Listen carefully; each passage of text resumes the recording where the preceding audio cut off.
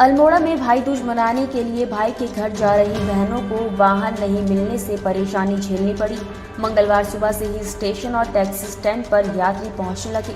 काफी देर इंतजार करने के बावजूद वाहन नहीं मिलने से यात्रियों की फजीहत हुई। इधर रोडवेज की 4 रूटों पर सेवाओं का संचालन ठप रहा। बाबा बागनाथ का धाम केंद्रीय पर्यटन मंत्रालय की प्रसाद योजना से सबरेगा। योजना के तहत 49 करोड़ रुपए स्वीकृत हैं। निर्माण कार्यों की डीपीआर भारत सरकार को भेजी गई है। मंजूरी मिलते ही निर्माण कार्य शुरू कर दिए जाएंगे। केंद्र सरकार ने वर्ष 2022 में मंदिरों के उत्थान के लिए बनाई गई प्रसाद योजना के तहत बागेश्वर के पौराणिक और ऐतिहासिक महत्व के शिव धाम बाबा बागनाथ के मंदिर का चयन किया था। योजना के तहत बागनाथ मंदिर के सौंदर्यीकरण के साथ ही पर्यटन सुविधाएं जुटाई जानी है। बागनाथ धाम के पास से गुजरने वाली सरयू और गोमती नदी के तटों के सौंदर्यीकरण की योजना है। बद्रीनाथ धाम के कपाट शीतकाल के लिए बंद होने की प्रक्रिया शुरू हो गई है। इसके तहत मंगलवार से पंच पूजा शुरू हो गई। पंच पूजा के साथ पहले दिन विधिवत पूजा अर्चना के बाद शाम 7 बजे गणेश मंदिर के कपाट बंद कर दिए गए। बद्रीनाथ धाम के कपाट 18 नवंबर को 3:33 पर शीतकाल के लिए बंद कर दिए जाएंगे। चंपावत जिले के सीमांत गांवों में रहने वाले छात्र छात्राओं के लिए अच्छी खबर है। क्षेत्र के हाई स्कूल उत्तीर्ण छात्र छात्राओं को निःशुल्क कंप्यूटर प्रशिक्षण दिया जाएगा।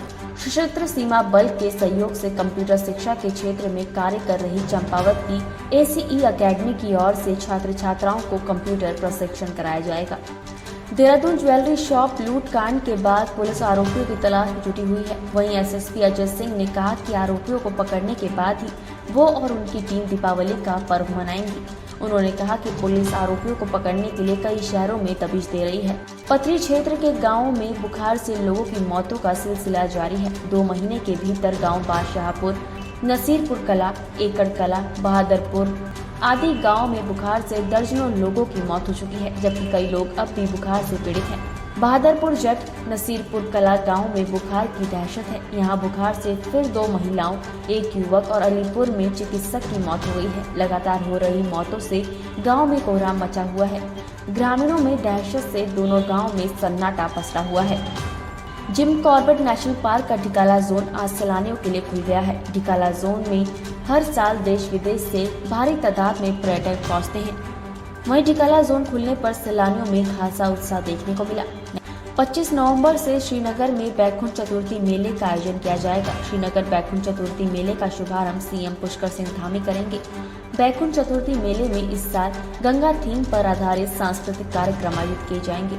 शोभन सिंह जिना विश्वविद्यालय अल्मोड़ा के LSM परिसर पिथौरागढ़ में फिजिक्स विभाग की सहायक प्रधानाध्यापक doctor Garima Punetha joint institute for nuclear centre Moscow में 2 अंतर्राष्ट्रीय सम्मेलनों में प्रतिभाग कर लौट आई है। ये सम्मेलन 14 अक्टूबर से 3 नवंबर तक आयोजित हुए थे। शीतकाल के लिए आज बाबा केदार के कपाट श्रद्धालुओं के लिए बंद कर दिए जाएंगे। 17 नवंबर को बाबा केदार 6 महीने की शीतकालीन पूजा अर्चना के लिए ओंकारेश्वर मंदिर में विराजमान हो जाएंगे।